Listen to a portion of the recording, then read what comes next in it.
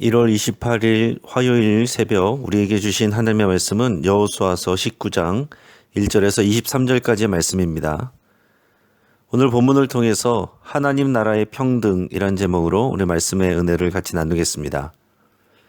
어느 공동체든지 자유와 평등이 중요한 덕목이고 가치입니다.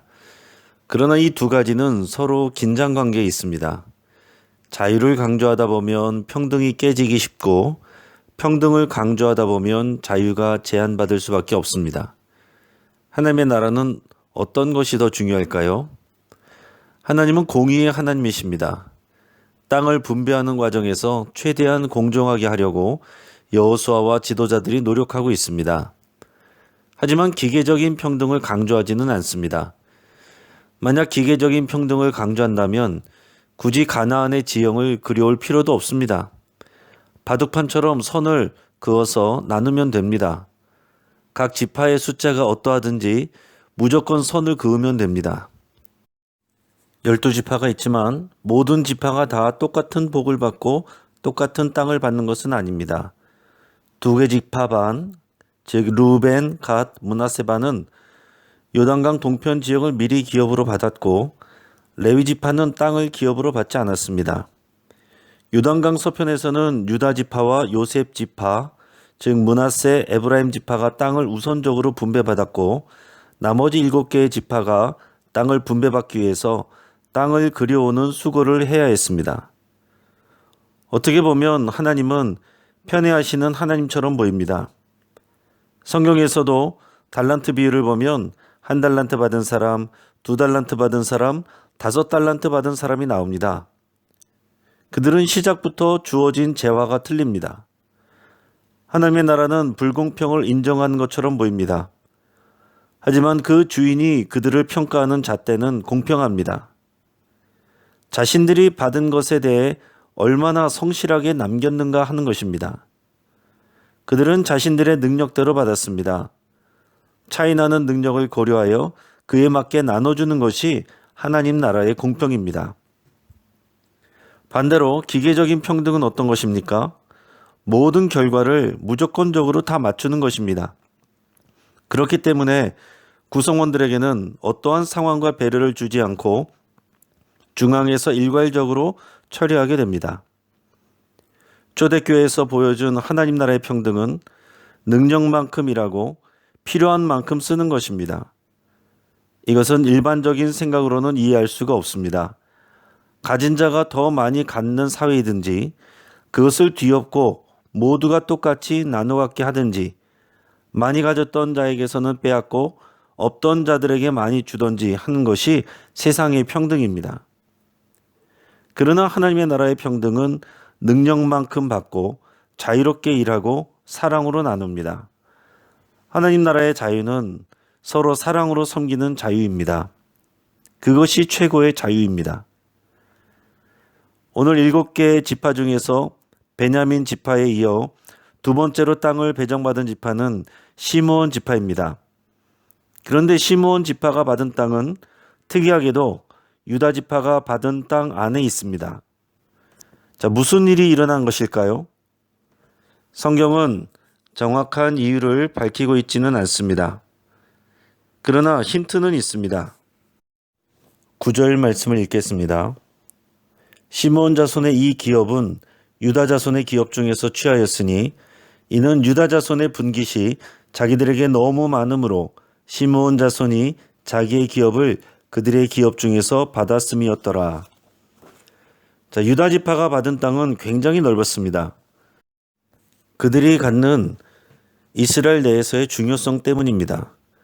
그런데 오늘 말씀에서 보면 유다 자손들이 스스로 보기에도 자기들의 필요에 지나치게 많은 땅이었기 때문에 스스로 자기들 땅 중에 일부를 내놓은 것으로 보입니다.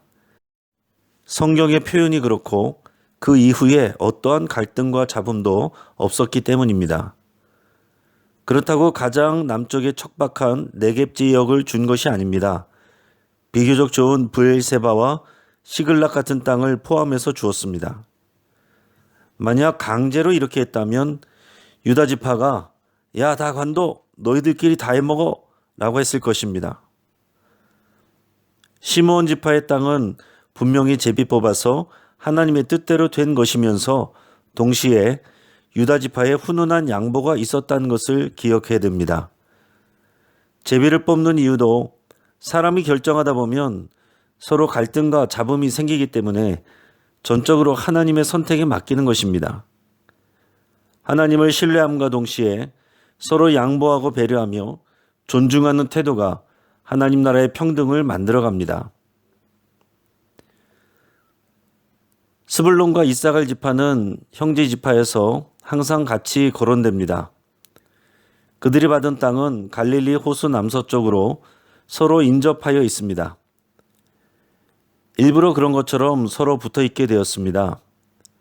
야곱과 모세의 축복 예언에서 스불론은 바다와 관련이 있었는데 실제로는 지중해와 인접하지는 않았습니다. 하지만 지중해와 가까이 있어서 바다로부터 유입되는 다양한 물건이 주는 그런 번영을 누릴 수 있었습니다. 스불론과 이사갈 지파가 받은 땅은 상대적으로 다른 지파보다 좀 더 거칠고 척박한 땅이었습니다. 이사갈 지파의 땅은 남북 무역로의 관문이어서 전쟁과 약탈이 많았고 노동과 부역에 동원되기 쉬웠습니다. 하지만 중요한 것은 제비 뽑은 결과를 하나님의 뜻으로 신뢰하였기에 불평하지 않았다는 것입니다. 자유로운 경쟁도 기계적인 평등도 완전할 수는 없습니다. 오직 서로를 사랑하고 배려하며 불편하고 조금 불공정해 보여도 믿음으로 받아들이는 이 믿음의 태도가 하나님의 나라를 만들어가는 하나님 나라의 자유와 평등입니다. 이것이 바로 우리에게 요구되고 필요한 가치이며 자세입니다. 우리의 인생은 불공평하지 않습니다. 우리의 인생이 누군가에 비하면 부족한 것 같지만 또한 누군가에 비하면 분에 넘칩니다. 지금 상황보다 더 중요한 것은 하나님이 허락하신 우리의 인생에서 우리의 태도를 결정하는 것입니다. 상황과 환경은 우리가 결정할 수 없지만 태도는 우리가 결정하는 몫입니다. 이해할 수 없는 상황에도 하나님을 신뢰하며 인정하는 태도를 결정하시기를 주의 이름으로 축복합니다. 이제 말씀을 붙잡고 함께 기도하겠습니다. 이해할 수 없는 하나님이 선하시고 그의 인자심이 영원하다고 고백할 수 있길 바랍니다. 또한 내 안의 염려와 불안과 불평과 원망을 주의 손에 맡긴다고 기도할 수 있기 바랍니다.